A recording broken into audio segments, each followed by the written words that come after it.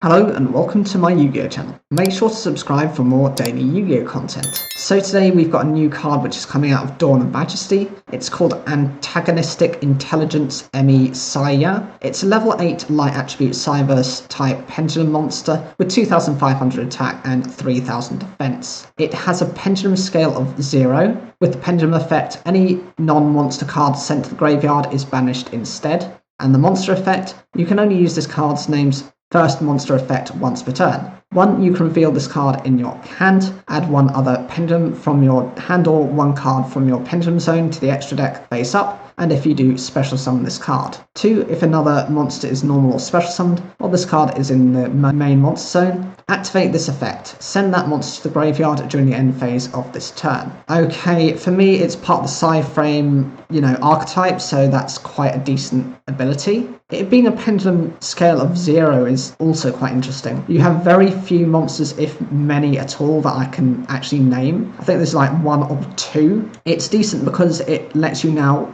pendulum scale for a level 1 monster, whereas previously, prior to, this year, I don't think you could actually successfully pendulum summon a level 1 monster, because they were all, anything that has to be pendulum summoned has to be between levels. So if you've got a scale of 1 and scale of 8, you can only summon monsters that are level 2 to 7. So 1 always seemed to suffer, or anything level 8 or beyond seemed to also suffer. The pendulum effect is a little bizarre that it doesn't banish everything and only targets the spells and traps. But there are a number of spell and trap cards that have double utility, where they both activate in the hand as well as in the graveyard. So if you can actually banish it from the graveyard, that means they can't use this part of the effect. As for the monster effects, I find it quite interesting that you're able to just special summon this card by revealing a pendulum monster and or showing one from the extra deck face up. I think this is a decent enough effect, and for a 2500 attack monster is a good way of special summoning